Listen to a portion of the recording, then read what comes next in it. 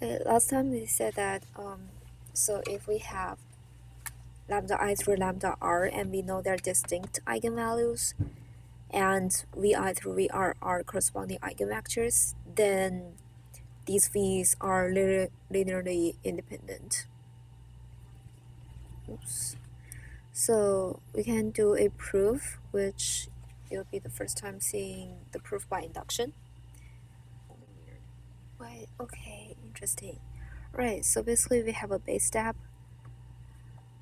So basically you said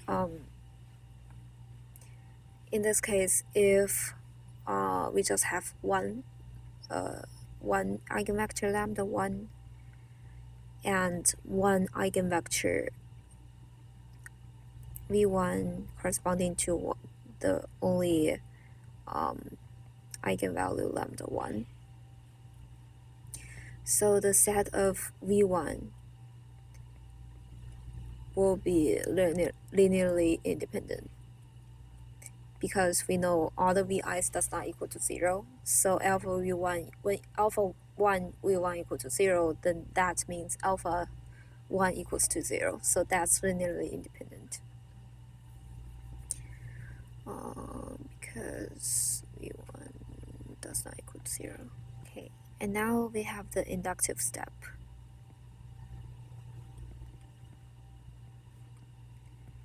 So for inductive step, basically we first have an inductive hypothesis. And our inductive hypothesis could be, so we know this statement is true for up to r minus 1. So we say v1 through r minus 1 is linearly independent.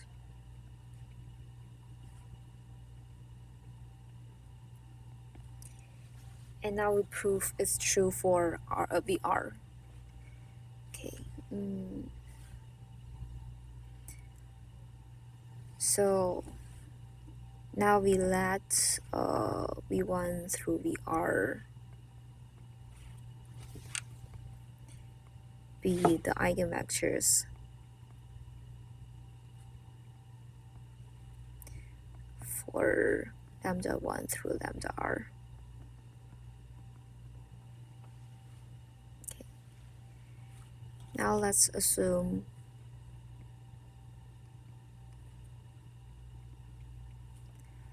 this alpha 1 v1 plus all the way to alpha and rvr equal to 0. So now we can multiply by a minus lambda ri on both sides.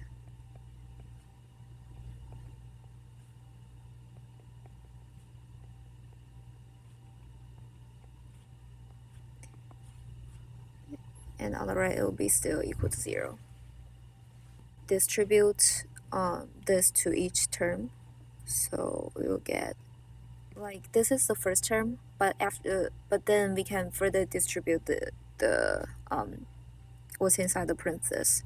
So let's skip a step and write this will give us alpha 1a v1 subtract alpha 1 lambda r v1.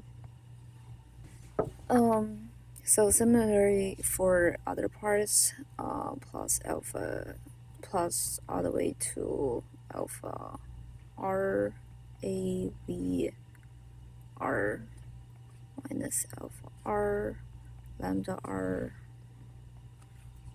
vr. Okay, equal to 0. For a multiplied by v1, we know that v1 is eigenvector, and a multiplied by v1 would equal to the lambda 1 equals multiplied by v1. We can change all of the matrix A to the corresponding lambda I. v1 plus da da da plus alpha r lambda r vr minus alpha r lambda r vr.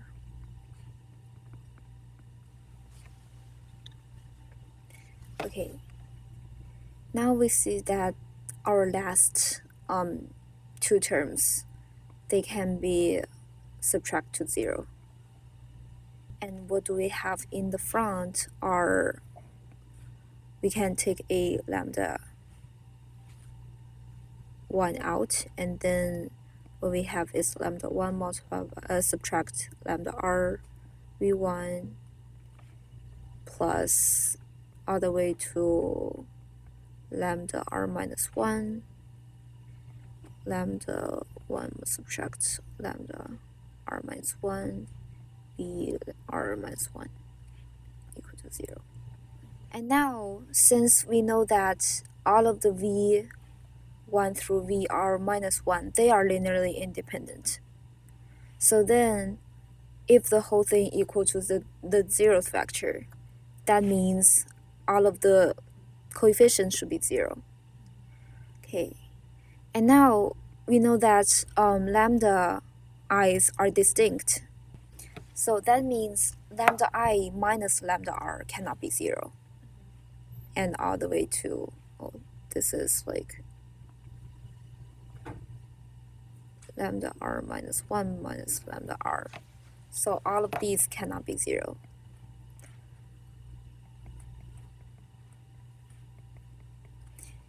And then we know that all of the alphas has to be 0. Okay, so then what we have left from the beginning, this equation,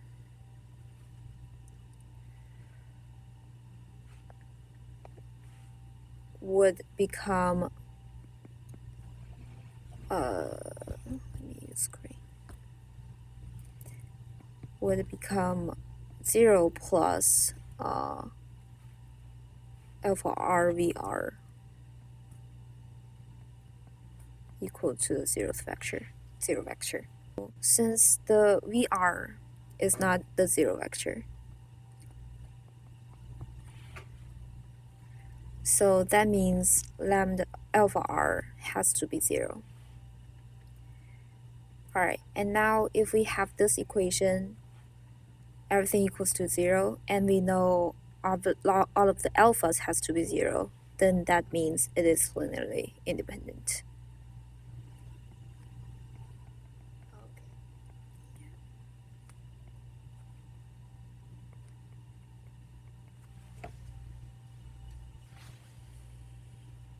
So that's the end of proof.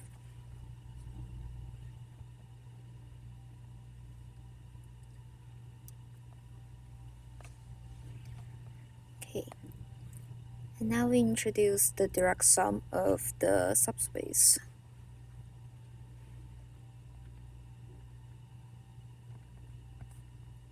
Capital V1, V2, all the way to Vk be subspaces for V.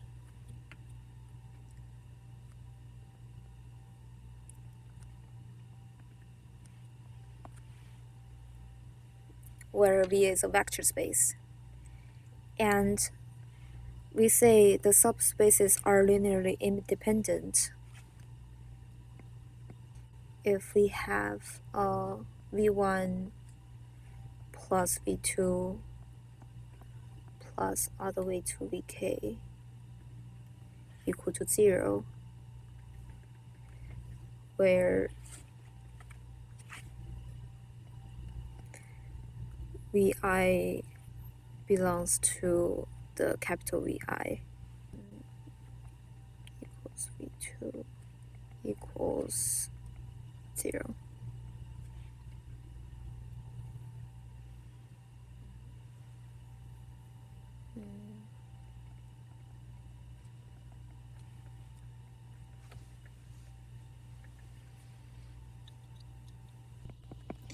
If we consider the vector space to be R cubed, and my Vi can be the plane in this case is x, y, 0, and x and y belongs to the real number. And another v2 can be 0, 0, z. That's like the z-axis, where z belongs to r. Alright, and now if we have a vector v1 from the capital V1, and I have a capital V2 from the capital V2, then if v1 plus v2 equals to 0, that means I have a x, y, 0 plus 0, 0, z equal to 0, equal to 0, 0, 0. And that will give us x equals y equals z equals 0. So in this case, we say this v1 and v2 are linearly independent.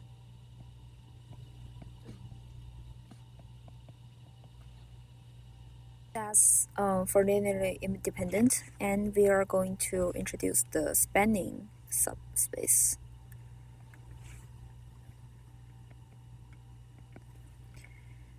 So we say subspaces capital V1 through Vk are spanning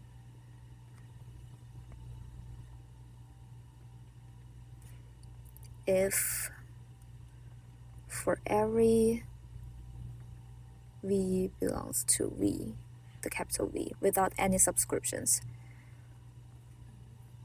V equal to some V1 plus some V2 plus all the way to Vk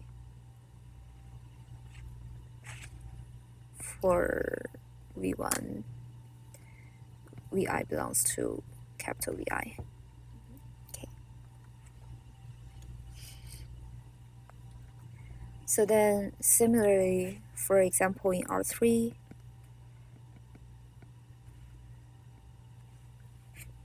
in R cube, so basically if we have a V, let's say is 437, then I know that I can find a V1 equal to 430, and we can find a V2 equal to 007, and V1 is from V1, V2 is from V2. So then if we can find such V1 and V2 for every V inside of the R3, then we say this V1 and V2 spans R3. Do you have scalars? What do you mean? Oh wait, you don't need scalars. Yeah, we can find any vectors. Alright, now after we define the linearly independent and spanning, so basically we know that if we have something that's both linearly independent and spanning, we say it's a basis. So then we define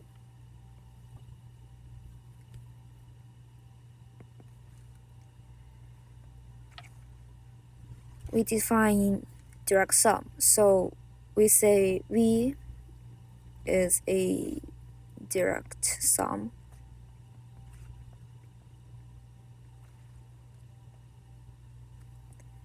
of V1 through Vk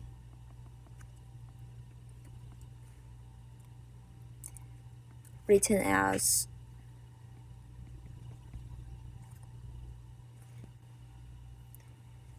and we also call this V1 through Vk are a basis for V.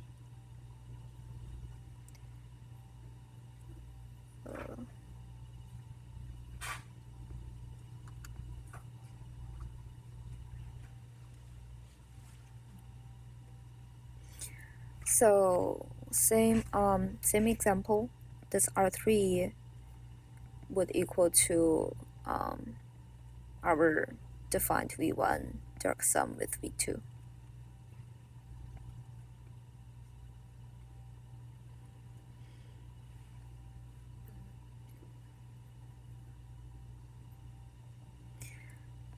And we say V1 and V2 are a basis, and we know that for V1, it also has a basis of 0, 1, 0 and 1, 0, 0. And V2 has a basis of 0, 0, 1. So basically,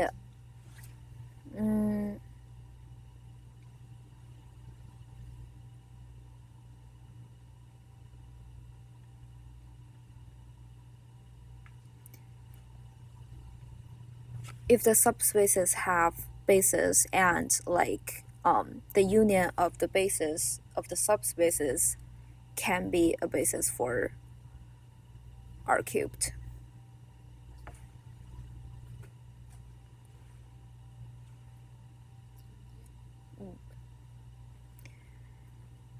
So in this case, our basis. So if we call this B1,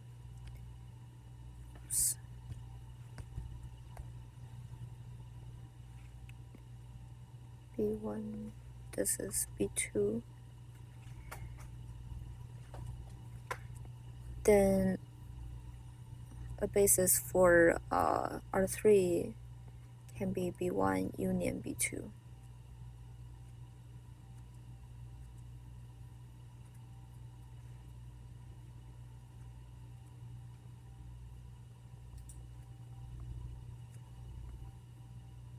Okay.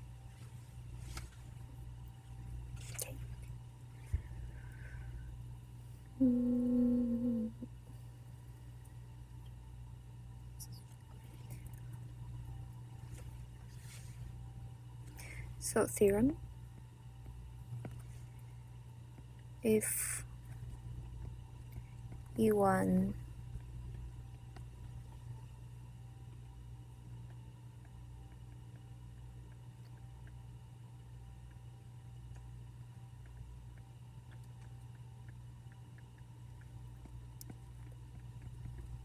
through Vk is a basis of subspaces for V.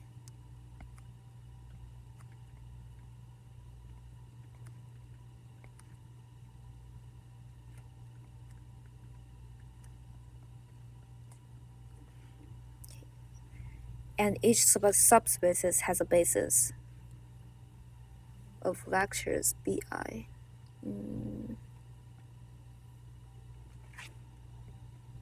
Subspaces has a basis.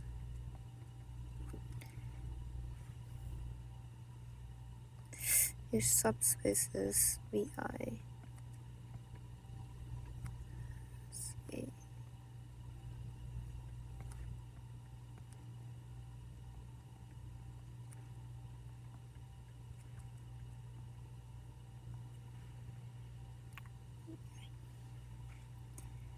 Then the basis equals the union of Bi's. I equals 1 to k. And this union of the basis set is a basis of vectors for V.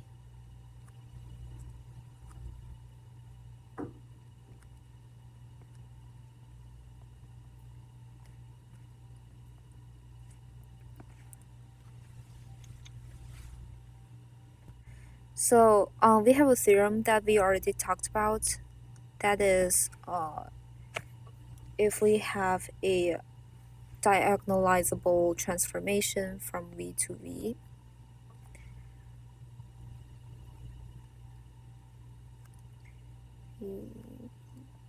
it's true.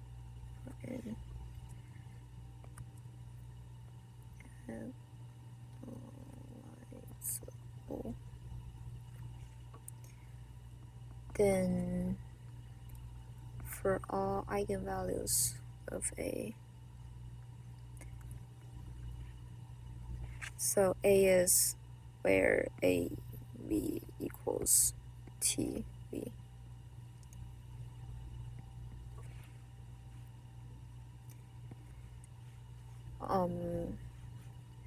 The geometric multiplicity of A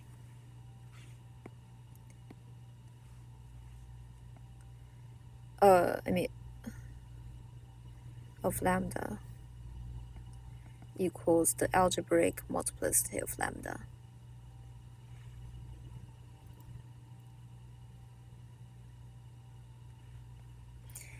And from that, we have a lemma.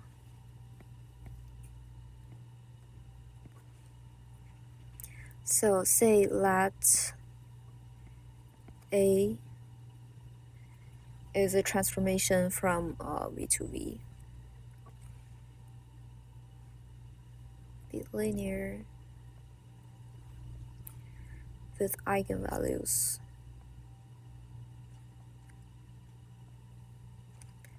lambda 1 through lambda k. Then the eigenspaces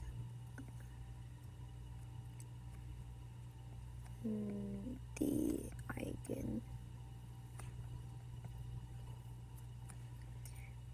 So EI, we say that's the kernel of the A minus lambda I are linearly independent. Then we can go to chapter 5.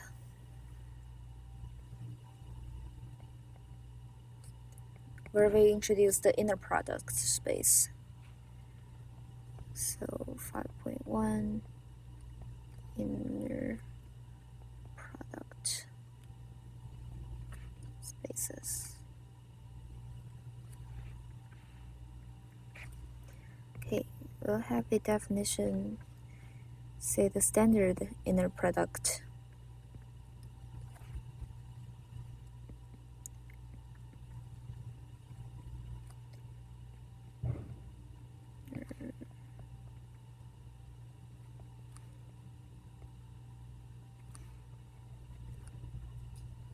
Inner product on Rn.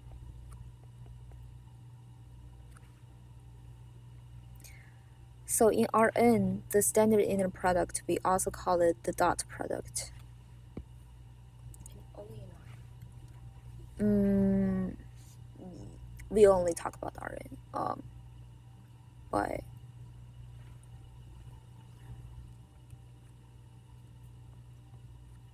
or Cn is also dot product.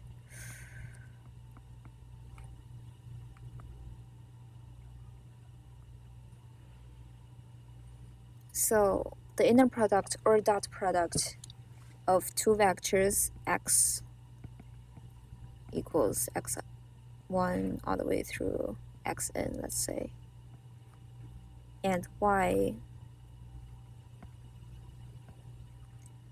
equals y1 through yn is the scalar. So inner product is, what is this?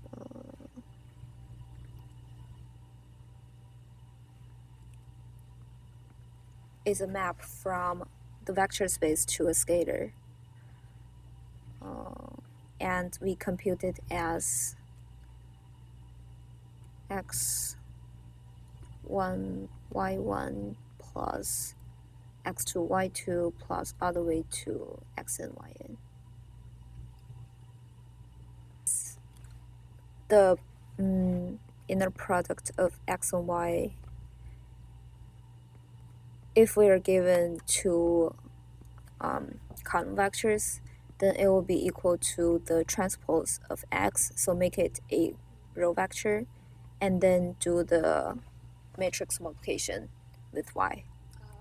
Yeah. Or that equals y transpose multiply by x. We have x equals 1, 1, and y equals 3, 0.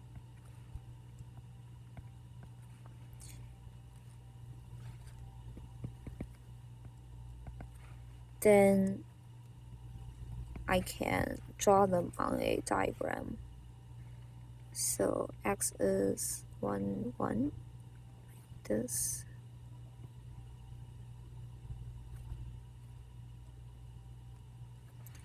And y is here. So then we know that the inner product of x, y would equal to 3 plus 0 equals 3.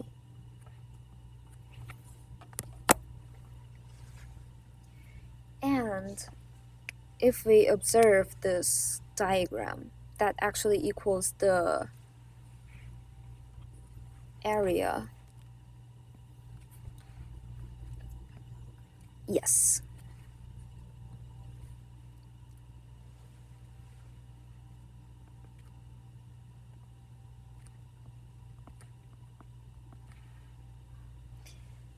And that also equals, if you remember in trig, the area of the parallelogram is x times y times cosine alpha.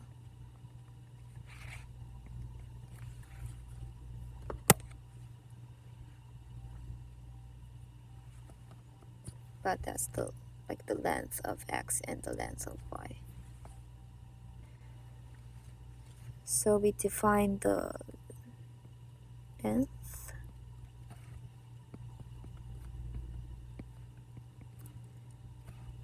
to be the square root of x1 squared plus x2 squared plus plus xn squared. And sometimes we also call it the norm of x, or we usually call it the norm of x.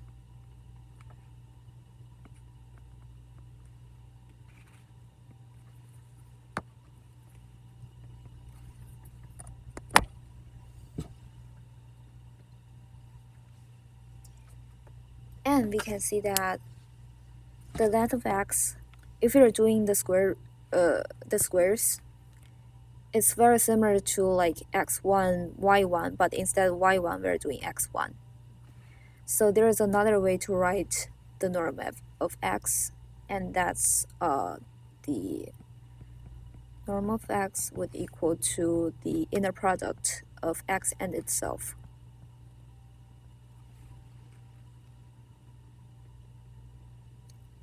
Was in Rn. But let's see how to define this in Cn. So let's talk about the complex numbers. If we have a z belongs to C, then we know z would look like something like x plus I times y, where I is an imaginary number, and x and y in this case are real numbers.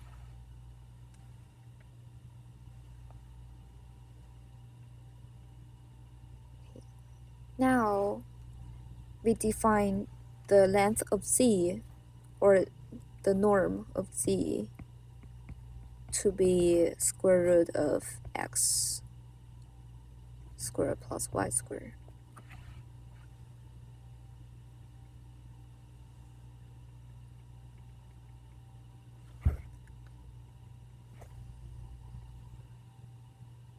So a complex number is like it's very similar to R2. Basically, you have a real number axis and a imaginary number axis.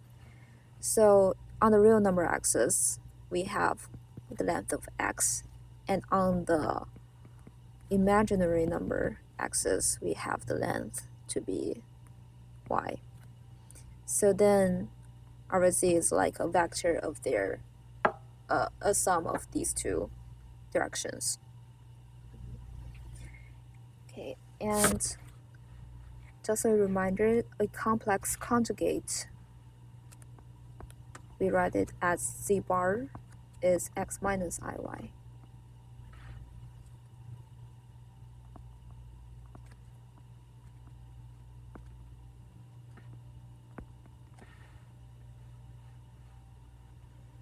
Right.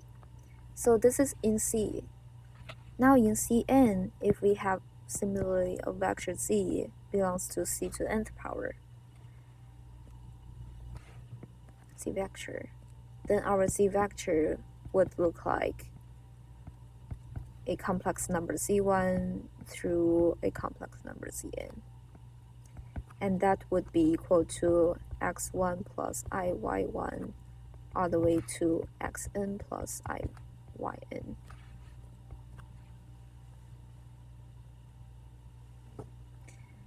Okay. And they squared entire thing. To find the norm, right?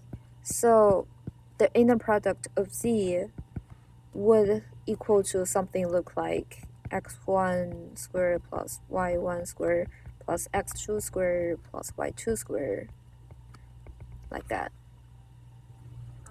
So then it actually equals to the square root of the inner product of z comma z bar or z vector bar.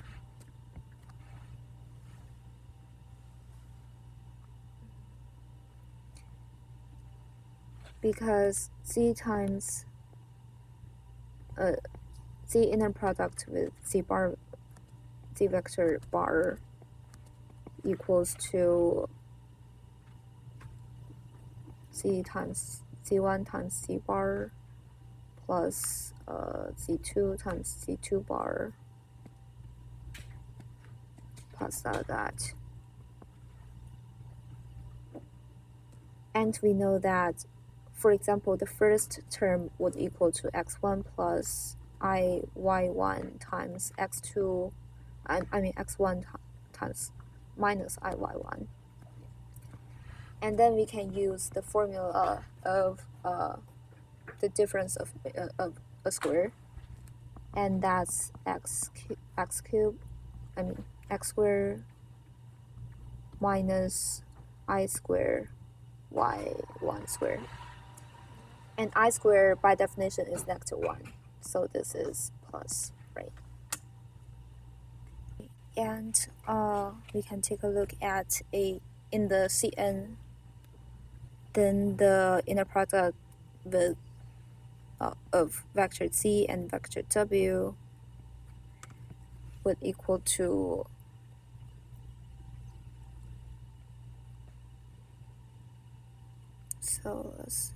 would equal to c1 w bar 1 plus c2 w bar 2 plus cn w bar n.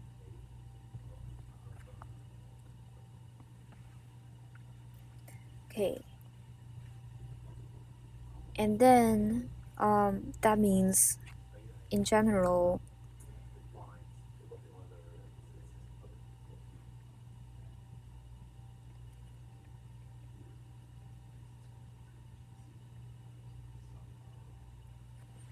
And what's the relationship between z and w? It's just two. Yeah, two vectors. Z equals C1 through Cn, and W equals W1 through Wn.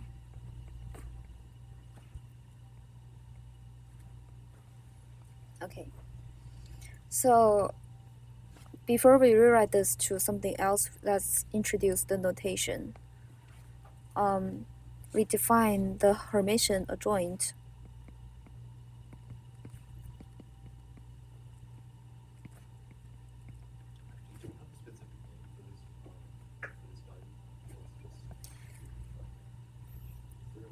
Or the adjoint of A, where A is a n by n matrix with entries to be complex numbers is written by a dagger. Yeah, this was like the little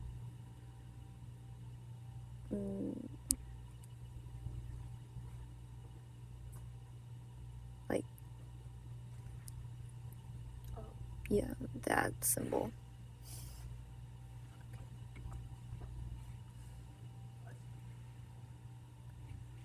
Where this a dagger means the complex conjugate and transpose.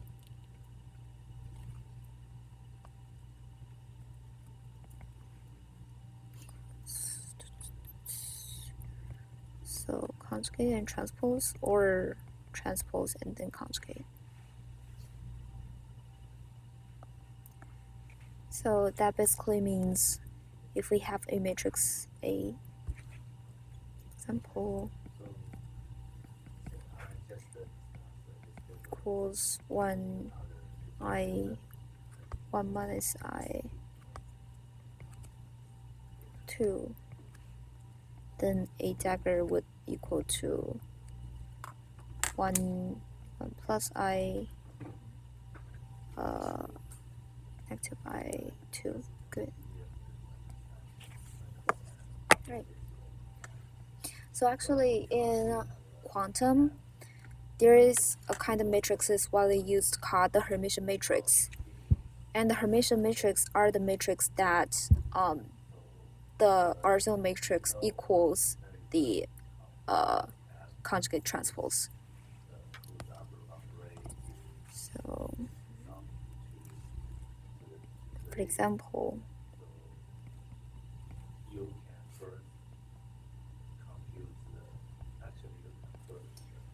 if we that's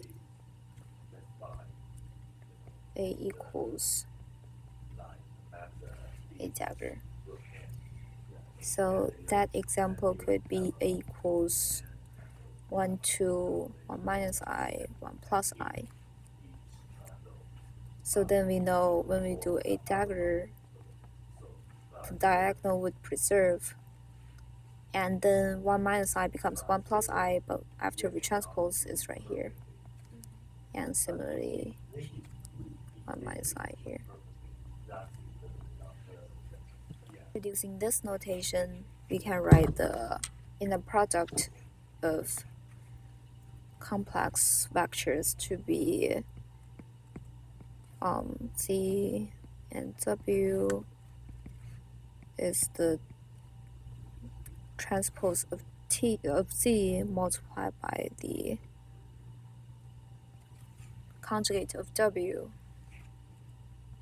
and that equals the conjugate of W vector transpose multiplied by Z,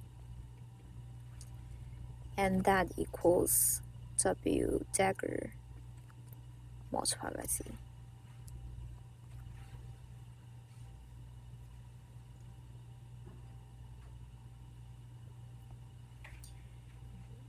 And then the inverse is like the flipping. It is also true. Z dagger equals Z dagger times. no, it's not commutative. You wouldn't take the conjugate. Right, it's not commutative. So, and we said that the norm of Z equals square root of the inner product of Z and Z.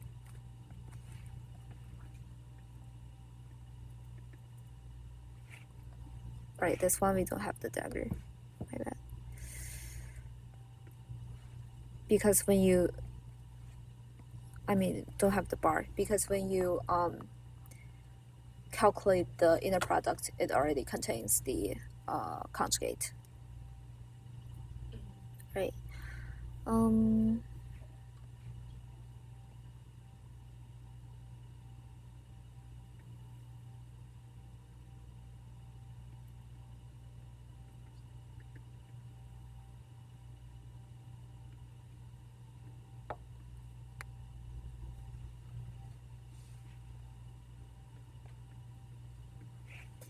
Let's introduce some properties of inner product.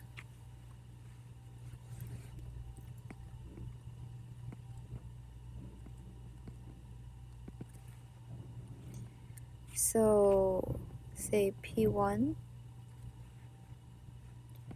if we have a inner product of x and y,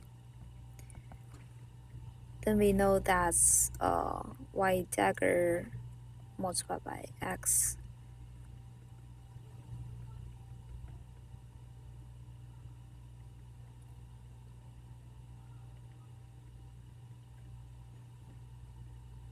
That equals the y transpose, y conjugate transpose multiplied by x, and that's x transpose multiplied by y dagger. Y conjugate.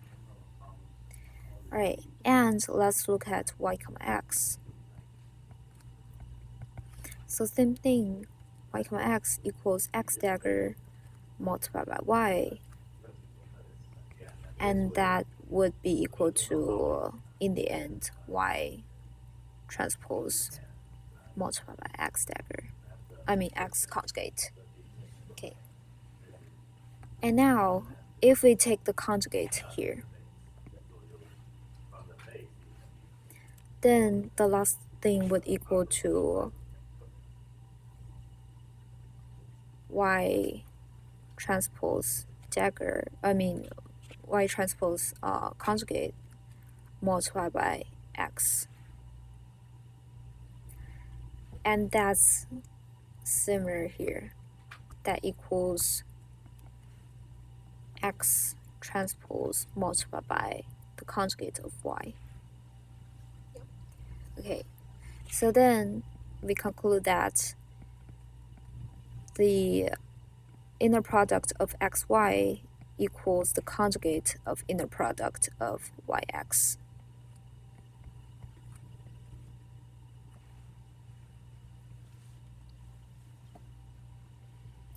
But if x and y are real, if they're not complex, then we know xy would equal to yx, because this y comma x conjugate would give you the same thing as yx for real numbers. Oh, like these two? Yeah. And we call this property 1 conjugate symmetry.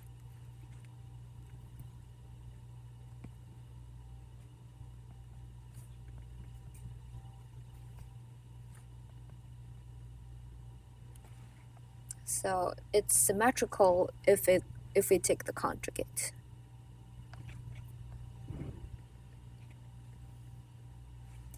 Okay. Now second property. If we have a alpha times x plus beta times y as one vector, and we take a inner product with the other vector z, then that will equal to z dagger multiplied by that alpha x plus beta y. So then we can distribute this z dagger, and that would be equal to alpha z dagger x plus beta. But z is a complex vector. X and y are real, or are they complex too? They're complex as well.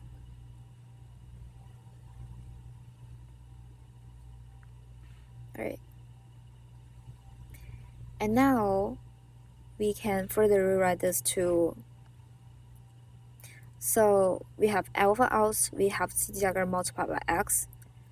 That's actually an inner product of x comma z. Same thing, we have beta out, and we have z dagger multiplied by y, so that's y comma z inner product.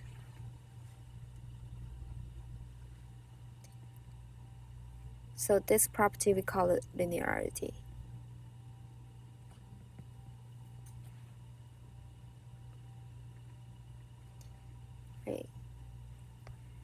So third property,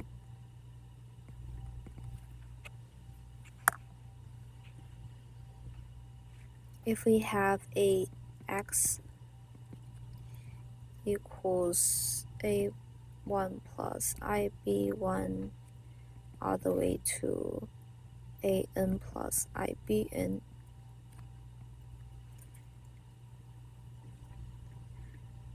then if we take the inner product of x and itself,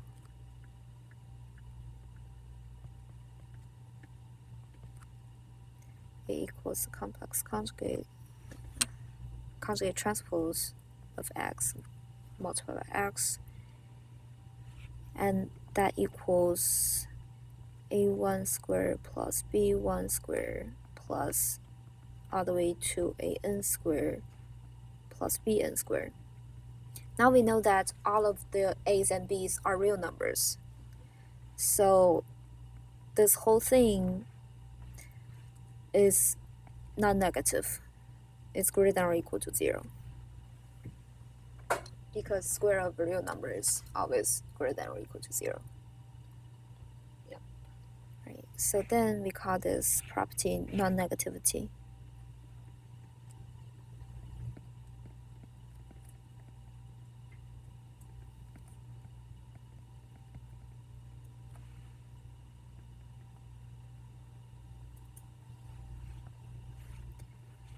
Okay, last property.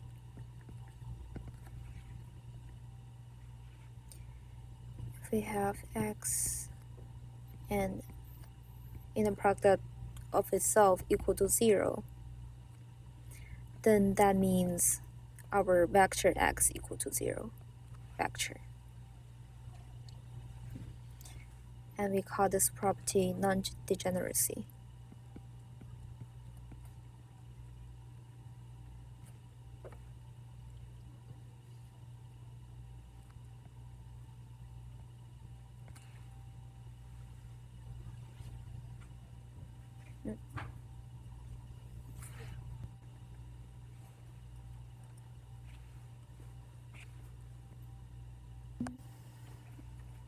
So we know the 4 properties of inner product. We can now define the inner product space. So let V be a vector space with scalars in either R or C. F,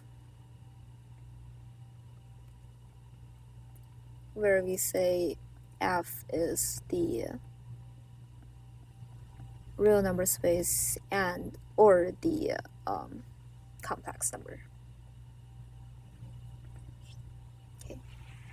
So you have a pair of vector spaces. Is this pair?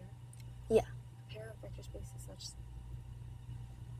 mapping to F, where F is the union. Okay. Okay, such that for all x, y, z belongs to the vector space V, and for the scalar alpha beta belongs to the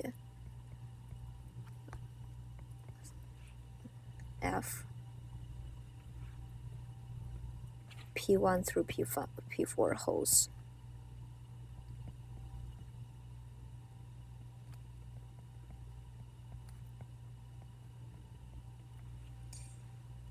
And then in this case, this V is an inner product space.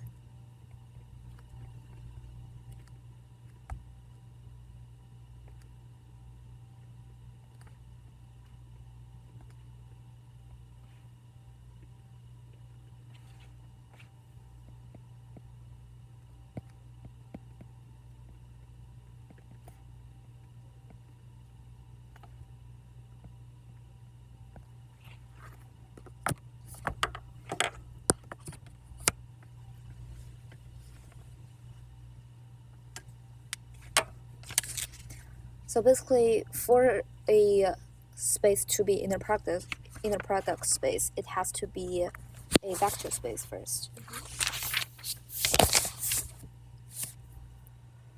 Okay.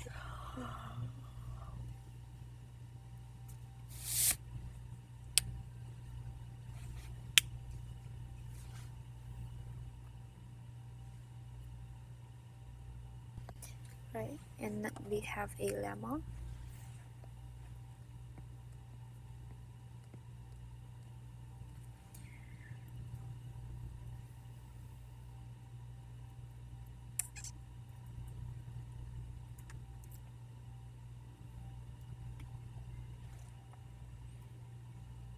So let V be a vector space.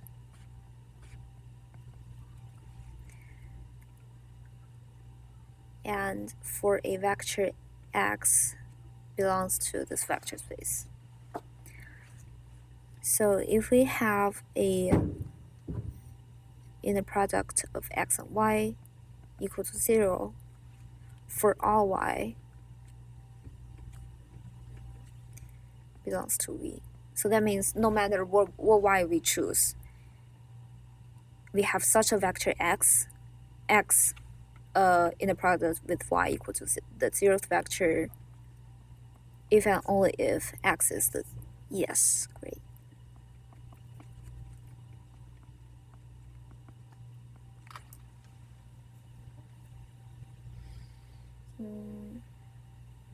So we can do a quick proof. So assume this is true, that x and y are 0. All right, so since we said that y can be any vector, so let's say y equals x. And then this becomes x and x equals 0. And now by the property 4,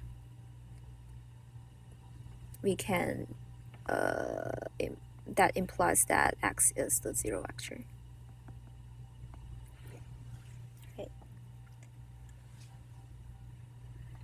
Okay, so now we have a corollary. If we have x and y belongs to V, and V is an inner product space. Inner product space. Then x equals y if and only if the inner product of x and z equals the inner product of y and z.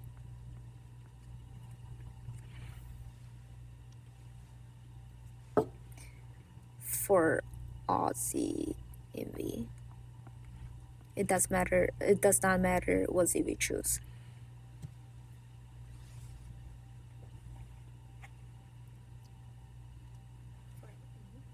So similarly, we can write a quick proof. So we know x equals y means x minus y equals 0. Okay. And now, if x minus y equals to 0, then by the fourth property, we know x minus y comma z equal to 0. Okay. And now,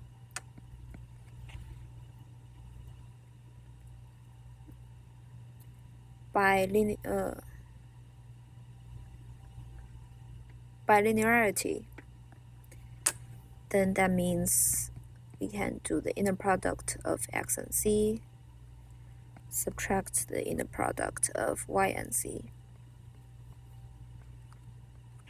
Inner linearity is the P2. So we just have a scalar equals 1, and we don't write that, equal to 0, and that means x comma z equals the inner product of y and z. Okay.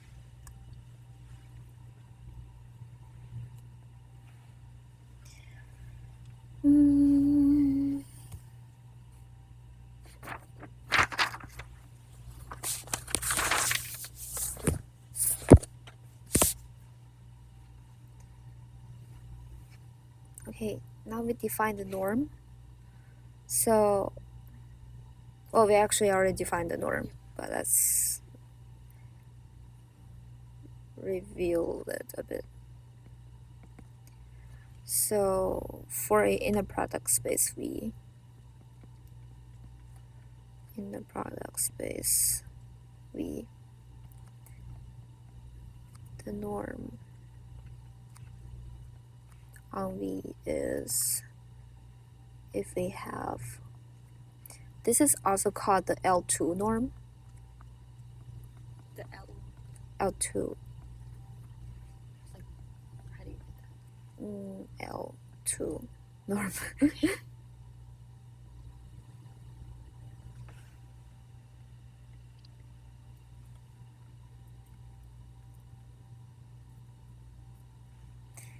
And then we define the absolute value that we are going to need.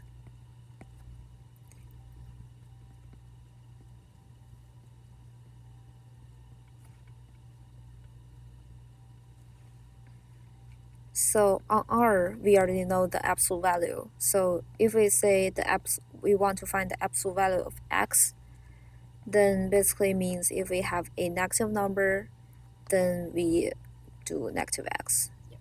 If x is smaller than 0. Or if we have a positive number, then, or non-negative number, then we keep x.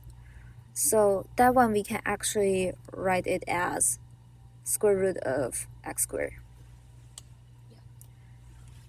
And square root is like only the positive part or non-negative part. So similarly for C, if we want to find the absolute value of C, we know we are finding x plus iy where x and y are real numbers, and that equals square root of x squared plus y squared. Right, given these two, we can write a theorem which we call the Cauchy-Schwarz.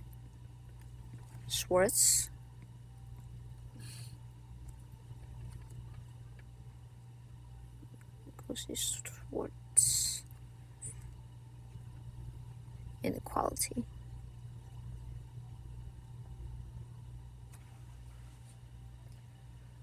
Right, so that basically means if we're looking at a absolute value of the inner product of x and y,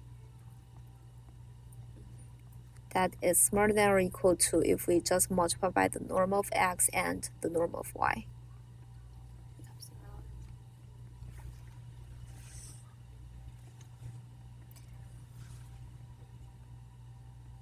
So this is y squared. I mean, this is the norm of yy. I mean, the norm of y is yy, and then is xx. So for x and y belongs to V, an inner product space. Okay, so this one is actually quite direct if we look at R2, because we know in R2 the inner product after computation, it actually equals the norm of x multiplied by the norm of y multiplied by cosine alpha. And cosine alpha is between 0 and 1. So when cosine alpha equals 1, which means we have x and y in the same direction, then this would be equal. And when cosine alpha equals 0 or something less than 1, this will be smaller. Smaller.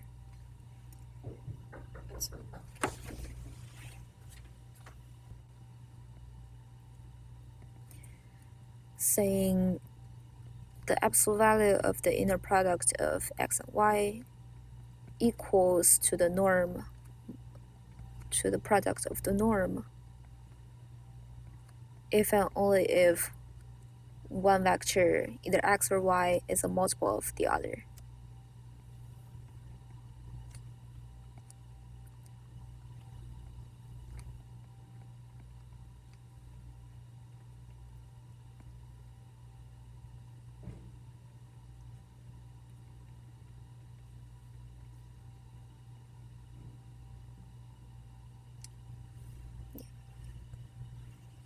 that visually means, so if this is x and this is y, and cosine would be 1. So then it will be equal. Similarly, if it's on the other side.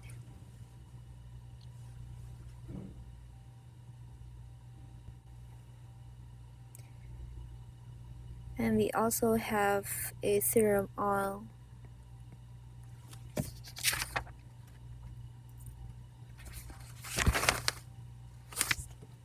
triangle inequality.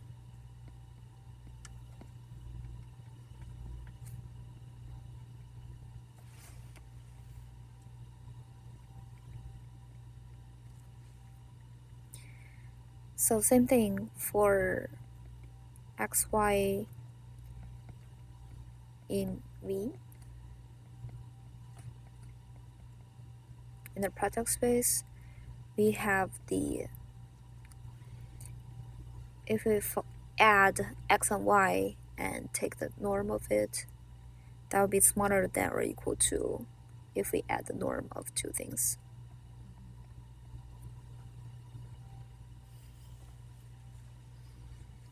Okay, again, that's visually in R2 is that if you have two vectors, after you add them, you're basically taking the diagonal of the parallelogram. And the length of this vector is smaller than the addition of these two. That's the triangular inequality.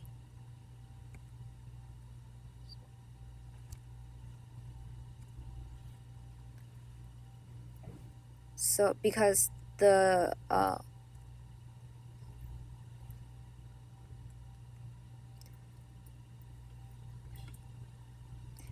length of this equals, if you take this vector to here. So in triangle, two sides, the sum of two sides is greater than the third side. Okay, if we think about the norm, x plus y, so that equals the square root of something. So let's take the square of the norm. And then what we have left is the inner product of x plus y and x plus y. Okay, and this bilinearity equals, linearity is P2, I guess, equals x comma x plus y plus y comma x plus y.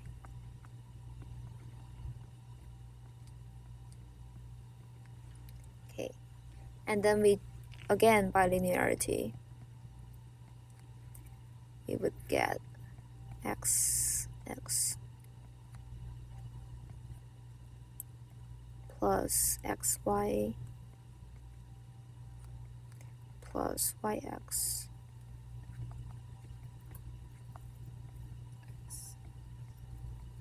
plus yy.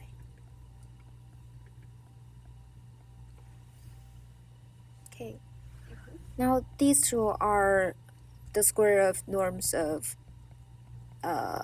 x and y. So we actually need a lemma here. Okay, lemma. The lemma says if we have a Z belongs to R union C, or that F, then Z plus the Z bar is smaller than or equal to 2 multiplied by the absolute value of Z. Okay, so that one we have, we know that Z equals X plus IY, and Z plus Z bar equals x plus iy plus x minus iy. So that's 2x. Okay, and the z absolute value equals, by definition, x squared plus y squared. Okay, now what we want to find becomes, we want to prove that 2x is smaller than square root of x squared plus y squared. Okay, and now since we know that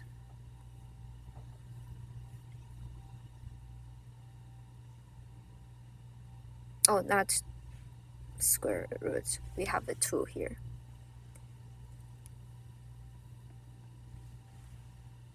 Alright, now that we know that if x and y are real numbers, then x squared plus y squared is greater than or equal to x squared, because we're adding a non-negative number. Yeah. So then what we have left would be, we know that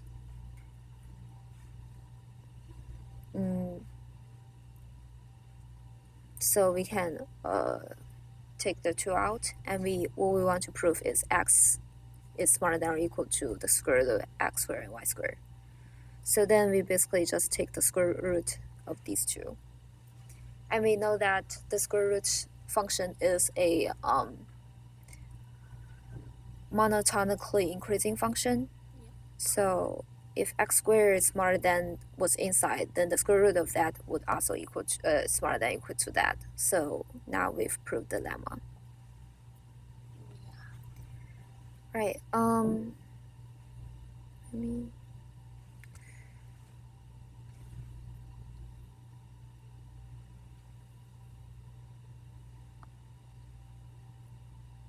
Okay. And now, based on the lemma, we know that. So we know these two are conjugate symmetry by P1. So this is actually a complex number and the conjugate of that complex number. So that is smaller than or equal to 2 times XY. yes. But shouldn't I guess my question. And now based on the theorem we had here, the Cauchy-Schwarz inequality, we know this one would be smaller than or equal to, let's say, this whole thing becomes small. Okay. And now our equation becomes smaller than or equal to, so keep the first term, keep the last term. And this middle part is is smaller than or equal to the norm of the two. So plus 2 times norm of x and norm of y. So this equation is smaller than or equal to this equation. Alright, and now I have a perfect square formula. So then this equals x plus y, the whole thing squared. Alright, so then we have the square of this is smaller than or equal to this squared. So then we can take the square root on the both sides. So x plus y is smaller than or equal to x plus y.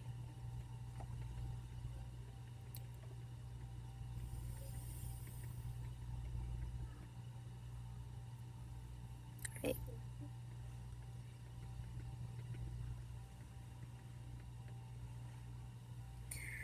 So that Cauchy-Schwarz inequality, we can do a proof. First case is when, without loss of generality, we say y equals 0. It's the same thing if we want x equals 0. So What does it mean when people say without loss? I see it on proofs a lot. oh, Without loss of generality. it means we can do it on x as well, but let's say y, and it doesn't change our result. Okay. Yeah. So if y is 0, then the inner product of x and 0 would just be 0. And that equals the norm of x multiplied by the 0, the norm of 0. So that makes the theorem holds. And second, if we want y not equals to 0 vector. Okay, let's say there is a t. Let t be a scalar. And that's a real number scalar. Now we consider this x subtract ty. And we square the norm. So we can simplify this.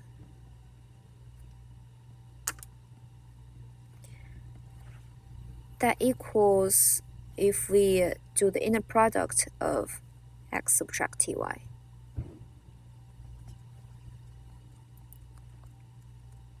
And itself. Right, and we know this thing is greater than or equal to 0 because we have a norm square. Okay, and now we can write what this inner product equal to. So that equals, with that linearity, that tells us it will be same as the inner product of x subtract t y comma x subtract t x comma y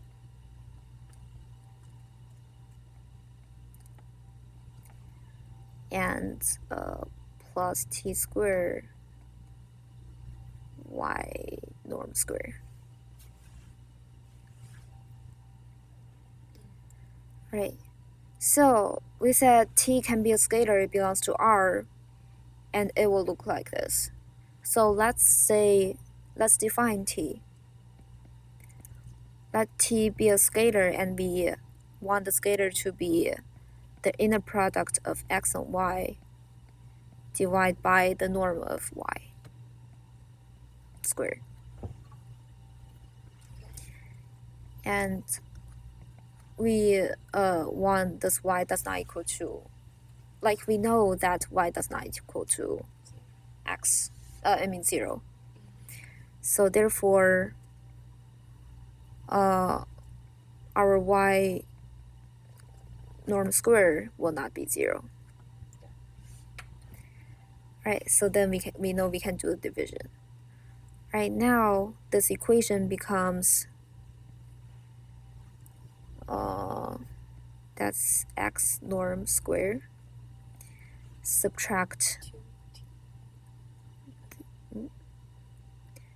this x y square. Can you times 2, or is that? Yeah, we can. So this becomes x y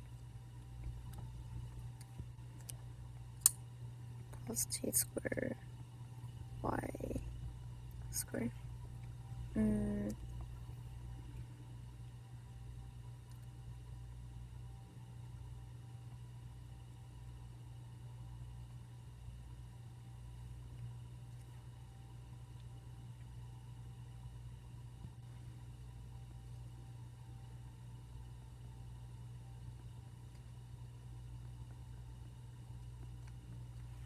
Okay, so t squared is like this thing, but I just make a the normal of y squared multiplied by the normal of y squared. Is Okay, that okay? yeah, so that we can divide this out. Right. So then we will have this times this is the same thing as the xy squared, like here. So then what we have left is the normal of x squared subtract this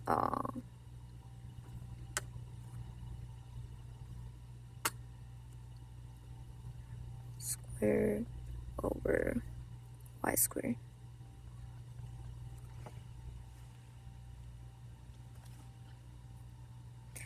Okay, and we know this is greater than or equal to 0. Yeah. Okay. All right. Now we can just add this what was subtracted on both sides, and we will have x cubed equals, not equals, greater than or equal to xy squared over y squared.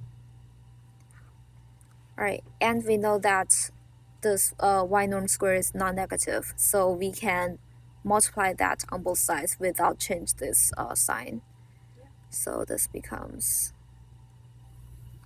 oops, the battery. So this becomes x squared, y squared is greater than or equal to that. XY. Yeah, and then we take the square root.